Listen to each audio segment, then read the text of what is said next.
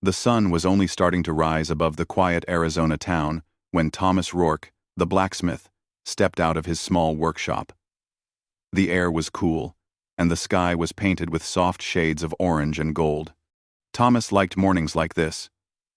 They gave him a bit of peace before the long day of work began. He had lived in the town for many years, fixing wagons, shoeing horses, and repairing tools for anyone who needed help. People trusted him because he was calm, steady, and always fair. That morning, however, something different was happening near the marketplace. A traveling trader had arrived during the night with a small caravan of goods. He was known for bringing unusual items, blankets from far places, handmade pottery, beads, and sometimes even people who needed temporary work in town. The trader claimed he simply helped connect workers with places where they could earn their living. Some townspeople believed him, while others did not. Still, whenever he came, curious eyes followed him. Thomas walked toward the market because he needed new supplies for his shop. When he arrived, he saw a young girl standing near the trader's wagon. She looked about 14 or 15, with long dark hair braided neatly down her back. Her clothes were simple but clean, and she held herself with an unusual calmness for someone so young. The trader was speaking loudly, trying to get the attention of people passing by. He explained that the girl could help with small tasks, cleaning tools, sorting materials, and doing light work. Thomas had no intention of bringing anyone into his shop. He preferred to work alone. But something about the girl's quiet but firm posture made him pause. She stood tall, not timid, not afraid, simply present, as if she knew she belonged to herself no matter where she was standing. The trader noticed Thomas looking and walked over with a cheerful smile. "Morning, Mr. Rourke. Need an extra hand in your workshop? This girl is quick, quiet, and learns fast. I can let her help you for a small fee." Thomas frowned a bit. He didn't like the idea of fees attached to people. But in this time and place, temporary work arrangements were common. Still, he wanted to know more before making any decisions. He looked at the girl and asked gently, "What is your name?" She met his gaze with steady eyes. "Nita," she said clearly. Her voice was soft but strong, and Thomas immediately sensed that she carried her own thoughts and will like a shield around her. She didn't look down. She didn't shrink back. She simply stood there as someone who knew who she was. The trader explained a few things about her, but Thomas could tell the girl preferred to speak for herself. He asked her, "Do you know how to work with tools or help around a shop?" "I can manage things," she replied carefully. "But I choose what I do. I do not follow without reason." Thomas almost smiled. There was honesty in her words. She wasn't trying to impress him or act humble. She was simply telling him how she lived. Still, he hesitated. He didn't want to bring someone into his shop if they felt forced or uncomfortable. He was a man who believed in respect more than anything else. But he also knew that sometimes life gave people limited choices, and maybe working with him would be better than some other places she could end up. The trader, eager to move on, said, $2 for her work this season, and she'll help you as long as you need. It was a small amount. Almost nothing compared to how much help a second pair of hands could bring. But Thomas didn't care about the price. He cared about whether this girl wanted to be there at all. He looked at her again. "Nita, do you want to come help in my shop? You will have a safe place to stay and simple tasks. No one will trouble you." For a moment, she studied him, trying to understand what kind of person he was. Her eyes held a deep, thoughtful look, as if she had learned to read people carefully. She finally said, "If I come, I follow only what is fair. I do not obey wrong things. I speak. If something feels wrong." Thomas nodded. "That's fair. I only ask for honest help. Nothing else." She seemed to accept that answer. She stepped forward, and Thomas handed the trader $2. The trader smiled, thanked him quickly, and moved on to find other customers. Nita turned toward Thomas, but she did not smile. Her face remained calm, firm, and quietly strong. She said, "You will regret this if you expect me to obey everything. I do not obey like that." Her tone wasn't rude.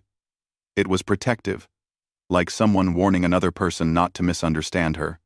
Thomas respected that. He shook his head gently and said, "I don't want blind obedience. I only want clear work and respect. You will have yours, and I hope to have mine." She seemed surprised by his answer, but only slightly.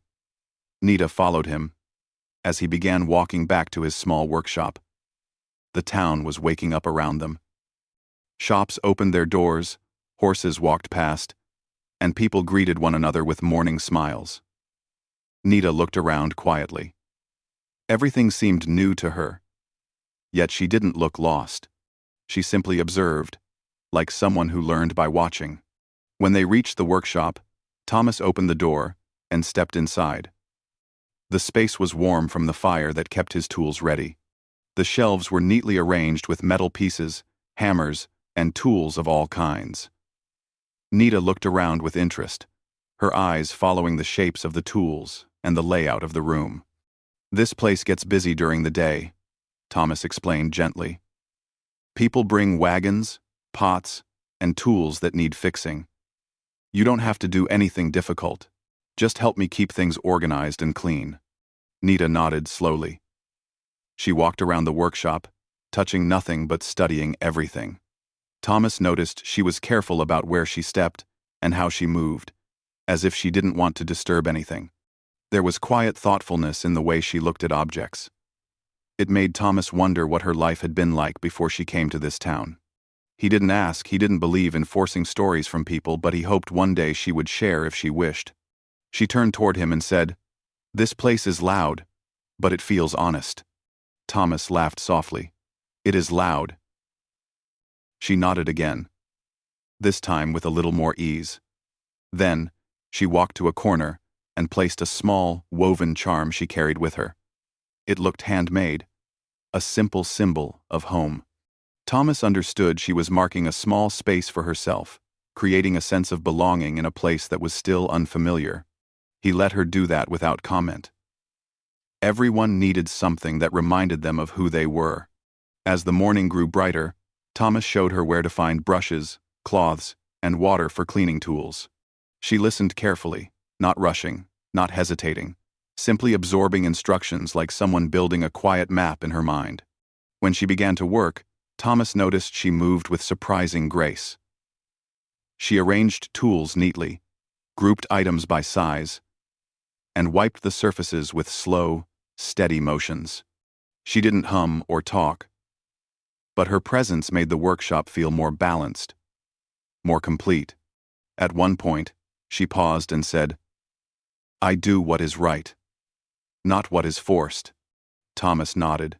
"And that is enough." Nita didn't reply, but her eyes softened for the first time since they met just a little. That morning marked the beginning of an unusual partnership, one built on slow trust and careful steps. Neither of them knew what their days together would bring. But something quiet and important had begun the moment she walked into the workshop. Two very different lives had crossed paths, not by force, but by choice, and somewhere in that simple decision lay the start of a story neither of them expected. The days that followed were quiet but full of small changes that slowly shaped the rhythm between Thomas and Nita. At first, their routine was awkward, like two people trying to dance, but not yet knowing each other's steps. Thomas was used to working alone, and Nita was used to protecting her thoughts and feelings carefully. Yet every day brought tiny moments where they learned something new about each other. Each morning, Nita arrived before the sun was fully up. She stepped into the workshop with calm steps, always carrying the same small woven charm that she placed gently on her corner shelf. Her corner never changed. It stayed clean, simple, and neat, like she wanted a quiet reminder of where she came from.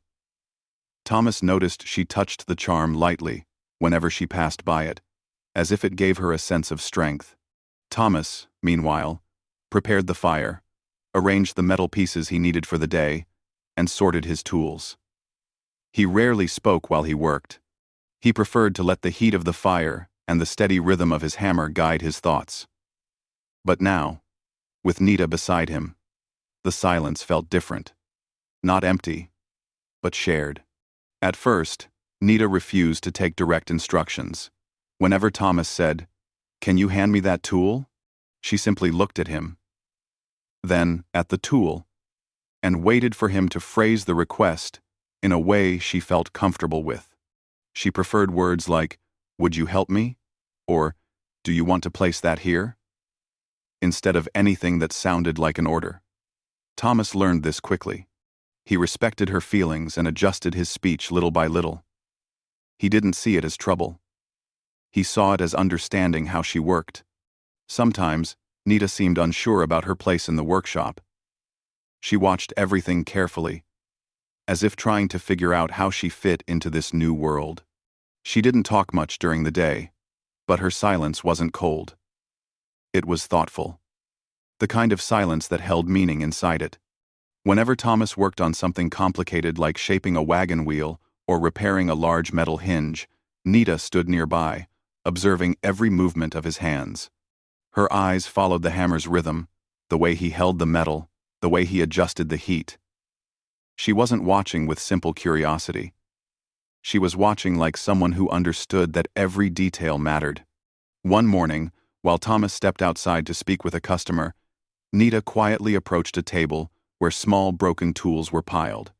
She picked up a dented metal hook and turned it in her hands. She studied the cracks, the angle, the shape. Then, without touching anything else, she set it back exactly where it belonged. She repeated this with several other objects, as if she were learning the language of metal by sight alone. When Thomas returned, he noticed the arrangement had changed slightly. Everything was still in neat rows, but the broken pieces were placed in a more organized pattern. Lightweight pieces on one side, heavier ones on the other, sorted by type. He didn't comment on it, but he understood immediately that this was Nita's doing. Her sense of order came from instinct, not instruction. As days passed, she kept arranging things in her quiet, careful way. She never asked permission. She simply made the space more balanced. Thomas appreciated it. The shop felt calmer, easier to work in, as if her touch brought harmony to the place. It took about a week for Nita to speak more than a few words. One afternoon, when the fire was glowing softly and the workshop was peaceful, she finally broke her silence. "My father worked with tools," she said in a low voice, almost as if she weren't fully sure she wanted to share the memory. "Not like this, but he shaped things with heat and metal." Thomas paused his hammering and looked at her with gentle interest. "A craftsman?" Nita nodded. "Yes. He taught me to look closely, to understand how things fit together." "Nuda?" She didn't say anything else, but Thomas didn't push for details. He sensed that she shared only what she felt safe sharing. It was enough for him. Another habit Thomas noticed was her nighttime work. Even though he didn't ask her to, Nita often stayed behind after sunset. She swept the floor, wiped the tables, and kept tools in perfect order. But what surprised him most was the way she touched the tools, not casually, but with a sense of familiarity, almost respect. Sometimes he found small items slightly brighter, as if she had polished them with care while he wasn't looking. He began to understand that she wasn't simply helping him. She was building a quiet connection to the workshop, a bond of her own choosing. But not everything was easy between them. There were moments when a simple misunderstanding became a small struggle. Once, Thomas accidentally phrased a request too directly, saying, "Do this, next." Nita stopped, looked at him, and shook her head firmly. "I don't follow that way." Her voice wasn't angry, but it carried a strong boundary. Thomas apologized quietly, and she continued working. She never held grudges, but she never forgot her principles either. There was also a small argument about a delivery. A man from another town dropped off a set of metal parts and asked for them to be fixed in a hurry. The man spoke sharply and pointed at Nita while asking if she understood instructions. She kept her eyes lowered but didn't respond. Thomas noticed her discomfort immediately. After the customer left, he told her gently, "If you want to refuse to speak when someone talks rudely, you can. I don't expect you to answer people who aren't respectful." Nita looked at him with quiet surprise. She hadn't expected him to understand her silence. She nodded slowly. That night, she cleaned the workshop with extra care. She didn't say it aloud, but the careful way she worked told Thomas she appreciated his words. Over the next weeks, their interactions became smoother. Thomas learned when she needed space. Nita learned when he was tired and needed quiet. She developed a gentle way of handing him tools, never rushed, never careless.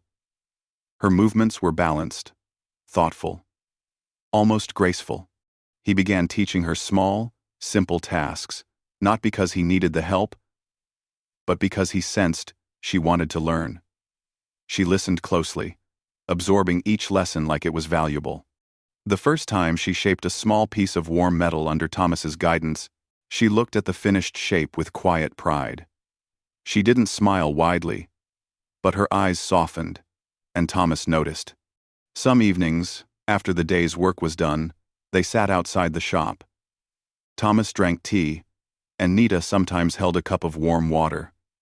They watched the sky change colors as the sun set.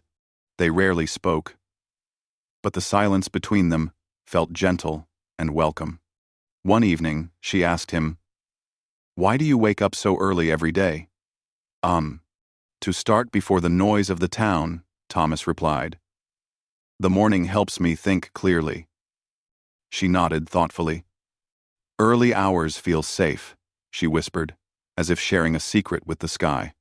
Thomas didn't ask her why, but he kept those words in his memory. Each day, Nita grew more comfortable in the workshop. But she didn't lose her strong nature. If something felt unkind or unfair, she stepped back. If someone spoke to her with disrespect, she grew quiet. If Thomas made a mistake in his tone, she looked at him steadily until he corrected himself. He respected her for it. Slowly, without either of them saying it, a kind of understanding formed between them. They didn't need many words. Their gestures, their routines, and their shared work spoke for them. In the beginning, Nita had told him she wouldn't obey anything unreasonable, and she kept that promise. But she also offered something better than blind obedience. She offered honest cooperation, thoughtful help, and a presence that made the workshop feel more alive. And Thomas offered her something she had rarely been given: respect without conditions. Their bond grew not through dramatic events, but through quiet, steady moments. Moments that wove their lives together, with gentle threads neither of them could yet see clearly. But soon, the calm balance they had built would be tested, pushed by the curiosity of others and by misunderstandings waiting just outside the peaceful walls of the workshop. As the weeks passed, the quiet balance between Thomas and Nita grew stronger. But the world outside the workshop did not stay quiet. Small towns had their own way of watching everything that happened. People talked, people wondered, and people sometimes reached the wrong ideas. It wasn't always harmful, but it could bring unwanted attention, especially towards someone new like Nita. Most people in town had noticed her by now. They saw the calm girl with the long braid, walking beside Thomas in the early mornings. They saw her carrying small baskets or cleaning cloths. They saw her standing near the workshop doorway while Thomas hammered metal inside. They noticed how she never caused trouble, never spoke loudly, and never pushed herself into conversations. Yet she always seemed firmly rooted in her own quiet world. Some townspeople admired her respectful nature. Others were simply curious. A few, however, whispered questions because they didn't understand her. and people often grew uncomfortable about things they did not understand. One afternoon, several women who ran small stores gathered near the bakery. They saw Nita walking past, carrying a bundle of cloths for Thomas. One of the women said softly, "She works with the blacksmith every day. I wonder who she is." Another replied, "She seems polite, but she keeps to herself. Maybe she's shy." A third woman added, "Maybe Thomas hired her for extra help. It must be difficult to run that workshop alone." Their voices held curiosity rather than unkindness. But rumors always traveled farther than truth. As days went by, the stories changed slightly. Some people said she worked for Thomas. Some said Thomas was protecting her. And some simply imagined things without asking for facts. Nita, however, did not seem bothered by the whispers. She lived in her steady, thoughtful way, placing her woven charm in the same spot each morning, keeping her corner tidy, and working with quiet care. But even if she didn't show it, she could sense when eyes stayed on her a bit too long, or when someone's tone carried confusion. She understood why it happened. She wasn't from the town, and people noticed differences. But she never let it make her uneasy. She had learned long ago how to stay strong inside, even when her surroundings were unfamiliar. Thomas, on the other hand, started to notice how certain people watched them. He didn't like when curiosity turned into assumptions, but he couldn't control what others thought. All he could do was make sure Nita felt comfortable and respected in the workshop. One day, while Thomas was repairing a wagon wheel, a man named Jed Mallory stopped by. Jed was a well-known cattle boss who often traveled between towns, and he liked being noticed. His voice was loud, and he liked to ask questions that sounded friendly but were really meant to collect information. "Afternoon, Rourke," Jed said, leaning against the workshop's open doorway. "I see you've got some new help around here." "New? 8. Thomas continued hammering for a moment before answering calmly. "Yes, she helps with small tasks." Jed smiled in a way that didn't feel warm. "Interesting. I've seen her walking around. Doesn't talk much, does she?" Thomas paused his work. "She speaks when she wants to. That's enough." That's enough." Jed stepped farther inside, looking around with slow interest. "You know, folks are talking, saying you brought yourself a quiet little helper. Some think she's worth more than you paid for her." He chuckled softly, but there was something strange behind the laugh, something Thomas didn't appreciate. Nita was in the corner cleaning brushes when Jed spoke. She didn't look up, but her shoulders grew slightly tense. She could sense when words carried a meaning she didn't like. Thomas kept his tone steady. "She's here because she agreed to help. That's all." Jed raised an eyebrow. "Well, if you ever feel like she's too much trouble, I might know people who could take her off your hands." His voice held a careless confidence, as though he were discussing something simple. Thomas placed his hammer down gently. "No one is taking her anywhere. She works here." Jed shrugged casually, as if he didn't mind the answer. But his eyes stayed on Nita for a long moment, watching her with a kind of curiosity that made her uncomfortable. She didn't move, but she could feel the unease settle inside her like a small shadow. After Jed finally left, the workshop felt quieter than usual. Even the fire seemed to burn more softly. Thomas walked over to Nita and asked gently, "You all right?"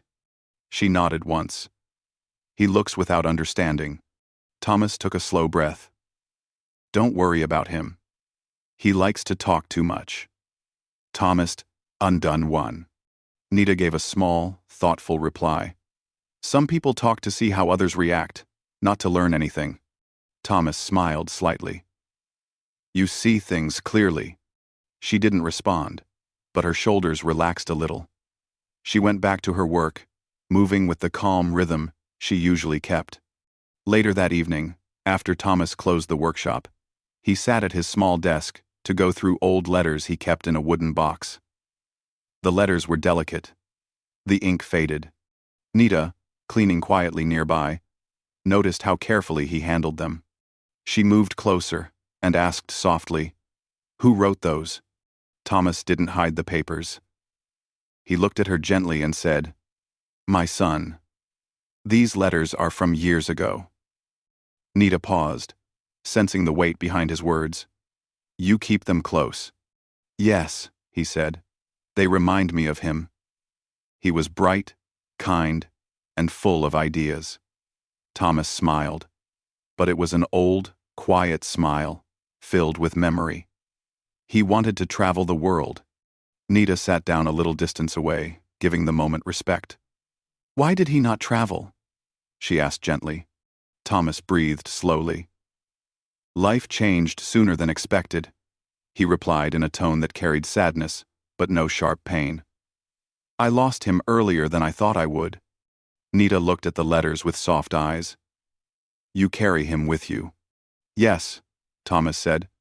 "In my thoughts, in this workshop, and in these letters." Nita didn't ask more. She simply offered a silent understanding, the kind that didn't need many words. She began sweeping the floor in slow, steady strokes. The room felt different, quieter, deeper, more connected. It wasn't just a workshop now. It was a place where memories lived, where respect grew naturally. Over the next few days, Nita watched Thomas more closely, not with suspicion, but with a growing understanding of the kind of person he was. She realized he worked not only with his hands, but also with his heart. He fixed things with patience and care, and he treated people the same way. He never raised his voice, never rushed her, never demanded anything. He asked gently, waited calmly, and always gave her space. The more she learned about him, the more she saw that his kindness came from experience, joys, and losses that shaped him into someone who valued peace more than anything else. Meanwhile, the town's curiosity continued in small ways. Some days, children peeked into the workshop, fascinated by the loud sounds and bright sparks. They talked about Nita in quiet voices, wondering who she was. She responded with polite nods but rarely spoke. She wasn't unfriendly. She was simply careful. One afternoon, an elderly woman who sold herbs approached the workshop. She carried a small bundle of dried leaves and flowers. With a warm smile, she handed them to Nita and said. Nita accepted the gift with a grateful nod. She didn't speak, but her eyes showed appreciation. She placed the herbs neatly in her corner, near the woven charm. That tiny corner was becoming more personal, almost like a small piece of her heart carefully set in place. Thomas saw it and felt quietly happy. He hoped the workshop felt like a safe space for her. He knew the world outside wasn't always simple, but inside his small shop, he wanted her to feel respected. And though the town's interest kept growing, Nita learned to move through it calmly. She walked with confidence, not seeking attention, but never shrinking from it.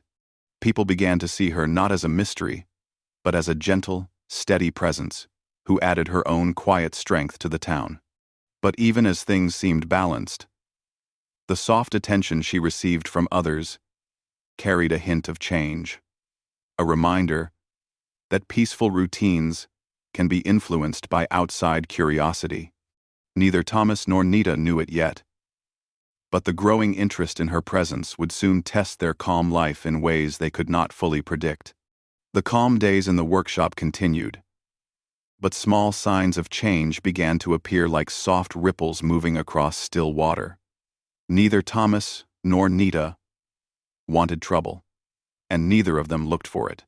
Yet sometimes trouble didn't need an invitation.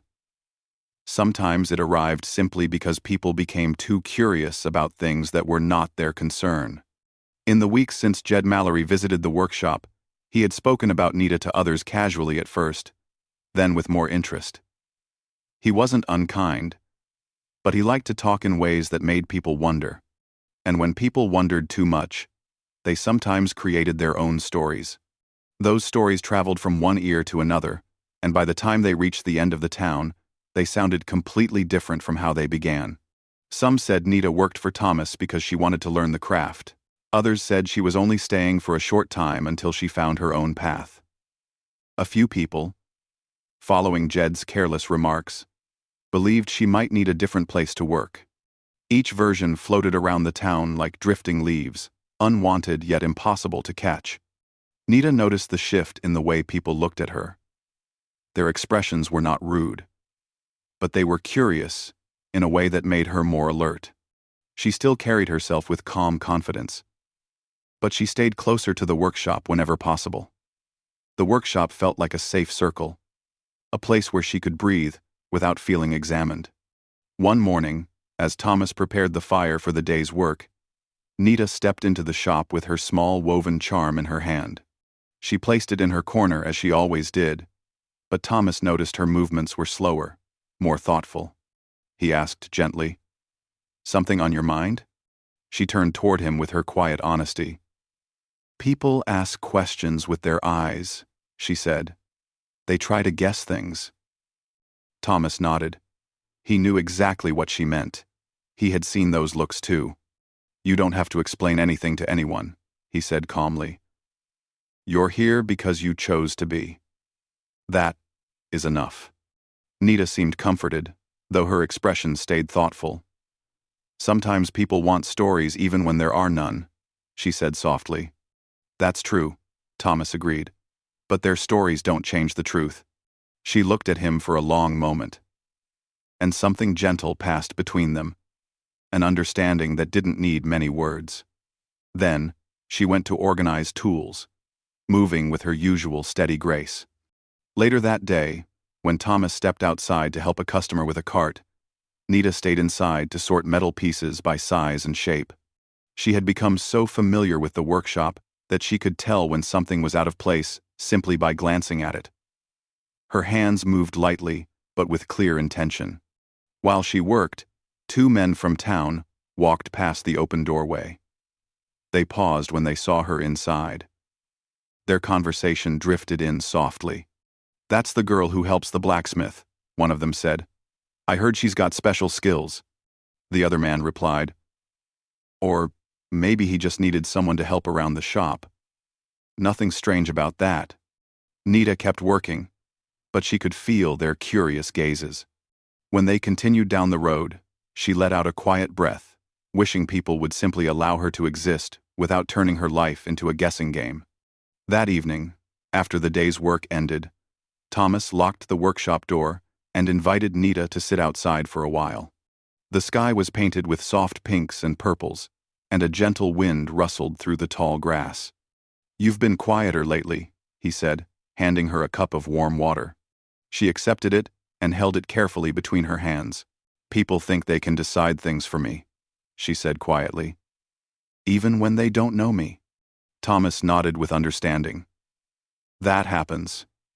But what matters is that you know your own choices." She sipped her water and looked out at the horizon.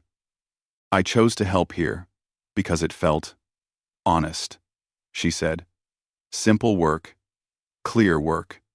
She paused. "I like this place. It listens." Thomas smiled softly. "Workshops do listen. They remember every hand that touches the tools." She gave him a tiny hint of a smile, rare, but genuine. The next day brought the kind of gentle challenge that didn't involve danger but required patience. It began when Jed Mallory returned to the workshop, his boots tapping loudly against the wooden floor as he stepped inside. "Well now," Jed said cheerfully. Thomas nodded politely. "Afternoon, Jed." Jed glanced around, pretending to admire the tools, but his real interest was in Nita. She continued wiping metal pieces, not paying him much attention. Jed stepped closer to Thomas. "I've been thinking," he began. "A girl like her could be helpful to many folks around here. You can't keep her all to yourself." Thomas frowned slightly. "She isn't something to keep. She's here because she chooses to help." Jed laughed lightly. Sure. But maybe she'd want to help somewhere else. Maybe someone else could offer her more." Nita finally looked up, her expression calm but clear. "I choose my place. she said gently. I stay where respect lives. Jed blinked, surprised by her direct words. Well, I didn't mean any harm. I was just offering possibilities. Thomas spoke with steady kindness. She has her possibilities. She makes her own. Jed raised his hands as if surrendering to their answer. All right then, no need to get serious. He gave a small chuckle, but it no longer held confidence, only mild discomfort. As he turned to leave, he paused at the doorway. Town's noticing, you know, he said. People talk. They'll want to know more. Thomas responded calmly. People can talk. We know our truth. Jed didn't argue further. He simply tipped his hat and walked away. After he left, Nita breathed out slowly. She walked to her corner and touched her woven charm. Grounding herself. Thomas watched her and said gently, You handled that well. He speaks without thinking, she replied. But not with harm. No, Thomas agreed. They shared a small laugh, soft, warm, and comforting. It brought back the peace that the workshop always held. Over the next few days, the town remained curious, but the comments softened. People realized Nita wasn't someone to question endlessly. She was kind, dependable, and thoughtful. She helped Thomas. She kept to herself. She didn't cause trouble, and she didn't invite it. One afternoon, the elderly woman who had given Nita herbs returned to the workshop. She brought a small basket filled with warm bread. For you both, she said with a gentle smile. You work hard. You deserve a little warmth. Nita's eyes brightened. She accepted the basket with quiet gratitude. Thank you, she said, her voice soft but sincere. The woman placed a warm hand on Nita's shoulder. You bring calm wherever you go, child. Don't let the noise of others shake your spirit. Nita nodded, touched by the kindness. After the woman left, she placed the bread carefully in the workshop, and she and Thomas shared it during their break. I like her words, Nita said while eating. They feel like soft leaves falling. Doc, Thomas chuckled. She speaks gently. That's her way. The workshop returned to its peaceful rhythm. The fire glowed warmly. Tools clinked softly. Birds fluttered outside the door. And though the world around them carried its own noise, inside the shop, everything remained steady, calm, and safe. But as the days drifted forward, a quiet question slowly formed in Nita's mind, a question about what home meant now, and how long she wished to stay in this small, warm place where respect had grown naturally between two very different lives. She didn't have the answer yet, but she knew she would soon. The next morning began like any other, with soft sunlight touching the workshop roof and the early air carrying a cool, refreshing breeze. Thomas opened the workshop door and began preparing the fire. He moved slowly, thoughtfully, sensing that the quiet around him felt different today. Not heavy, not troubling, but filled with a gentle waiting, as if something meaningful was on its way. When Nita arrived, she walked with her usual calm steps, holding her woven charm in her hands. But her eyes carried a thoughtful softness, the kind that comes when a person has spent many nights thinking quietly about their path. She placed her charm in its usual place and looked around the workshop with a long, slow gaze. It was the gaze of someone appreciating every corner, every shelf, every tool, every memory. Thomas noticed her quiet expression and understood that her thoughts were moving in a deeper place today. He didn't ask anything. He simply let the morning settle gently around them. As they began their work, Nita moved with her usual grace. But every now and then, she paused, as if listening to something inside her heart. She touched the tools gently, straightened things that were already straight, and gave small nods to herself, as if she were gathering courage. Finally, when the fire glowed, warm and steady, she walked toward Thomas. Can we talk? She asked softly. Thomas set his tools down and nodded. Of course. She sat on a wooden stool, folding her hands in her lap. She took a deep breath, steady and calm. "I have been thinking for many days," she began gently, "about this place, about the work, about you." Thomas listened with full attention, his expression kind and open. "This workshop gave me peace," she continued. "It gave me safety. It gave me time to understand the world in a new way. When I first came here, I did not know where I belonged or where I should go next. But this place gave me space to breathe." Thomas's face warmed with quiet pride. "I'm glad it felt that way for you." Nita nodded. "You offered me respect when I expected nothing. You listened when others did not. You let me choose my own way without questioning it. Not. Nita. Not. Nita." She paused, her eyes moving gently around the workshop. "But I also know something important now," she said softly. "I came here when my path was uncertain. Now I feel my path calling me again. I feel something inside telling me it is time to move forward, to find where I belong in the world." Thomas didn't reply right away. He took a breath, then gave a small, understanding smile. "You mean, you're thinking of leaving?" Nita nodded once. "Yes. Not because I am unhappy, but because I feel ready." Her words were not sad, just honest, thoughtful, and full of quiet courage. Thomas rested his hands on the work table. "I always knew you would decide your own way," he said gently. "And if this is the direction your heart is pointing, I won't stand in the way." Nita's eyes softened with gratitude. "I wanted to tell you before I take any step. I wanted you to know that you helped me more than you think."